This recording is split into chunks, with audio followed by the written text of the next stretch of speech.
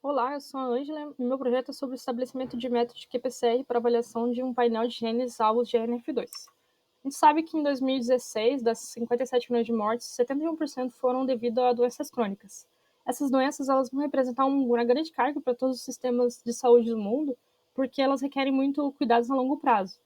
E esse é um dos motivos da gente estar estudando a doença renal crônica, né? Esse tratamento a longo prazo, ele está diretamente ligado ao estresse oxidativo e à inflamação. Então é importante a gente controlar esses processos de adaptação e resposta antioxidante e anti-inflamatória através de mecanismos regulatórios, né? Assim a gente consegue prevenir ou tratar essas doenças. Um dos mecanismos, né, de regulação seria o fator de transcrição NRF2, que ele é conhecido por regular a expressão de cerca de 250 genes conhecidos como elementos de resposta antioxidante. Em condições basais, a gente tem o sequestro da NRF2 pela proteína KIP1, que induz a sua degradação pelo protessoma. Mas, quando você está em condições de estresse, as cisteínas sensoras de KIP1 elas são modificadas. Então, a proteína NRF2 ela consegue migrar para o núcleo, ela vai se unir a um elemento de resposta antioxidante no DNA e vai ativar alguns genes relacionados a essa resposta antioxidante, como HMOX1, NQL1, GCLM e TXN.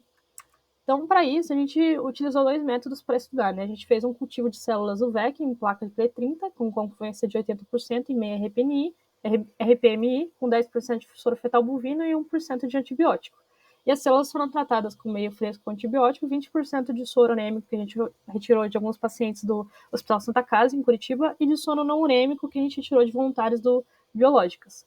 E o outro tratamento a gente fez com um procedimento em vivo, que são com ratos Winster, que a gente induziu doenças renal crônicas neles através de uma cirurgia chamada nefrectomia 5/6. A gente então removeu o rim direito completamente e a gente ligou um ramo arterial do rim esquerdo que daí dá essa porção.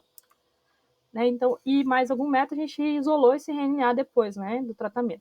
Então, para a extração do RNA total celular, né, a gente adicionou somente 2 ml de trisol na placa de cultivo. Já no tecido renal, a gente tirou 30 miligramas e homogeneizamos com 1 ml em um pistilho em 1 grau gelado.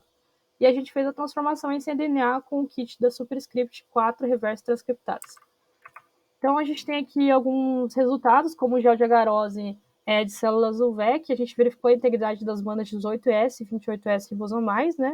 E a gente verificou que a razão A é absorvante 260 e absorvante 280 ficou próximo de 2, né? O que indica que não teve presença significativa de contaminantes. A mesma coisa aconteceu também com o tecido renal de ratos, a gente tem os prefixos NX, que são ratos nefrectomizados, e o prefixo S, que são os ratos chans, que são somente indivíduos que passaram somente pelo estresse cirúrgico, né? Também tem bandas íntegras de RNA. Aqui a gente tem os primers utilizados no projeto, a tabela de cima indica o projeto in vitro, e a tabela de baixo indica o projeto in vivo, são dos ratos. E a gente verificou também a eficiência desses primers a partir da diluição do cDNA. Né? O valor da eficiência ele precisa estar entre 90% a 110%, e o slope precisa estar variando entre menos 1 a 3,1 menos 3,6.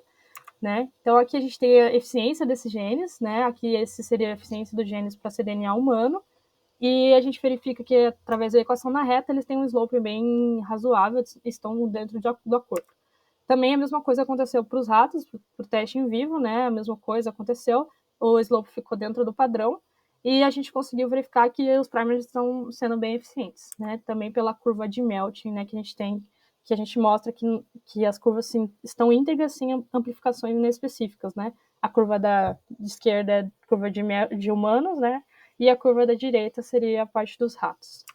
A gente verificou também que nas células a expressão dos genes alvo, TXN e GCLM, não foi alterada com a exposição ao soro urêmico quando comparado ao soro não urêmico após 24 horas ou 72 horas. Já no tecido renal, a expressão desses genes foi modulada pela doença renal crônica, né? Uma vez que a TXN se apresentou mais expressa, enquanto que a GCLC apresentou-se menos expressa na condição urêmica quando comparada à não urêmica. Então, a gente tem algumas conclusões, né, que a gente pode tirar desse trabalho, que é que em células, a gente pode dizer que a condição urêmica não pode não ter afetado a via de NF2, né, e todos os primers estão produzindo os amplicons corretamente, né, justamente pelo resultado que a gente teve com a curva de Melting, né, uma vez que se mostram íntegras, sem dímeros ou amplicons inespecíficos. E é isso, gente. Muito obrigada. E aqui tem algumas referências.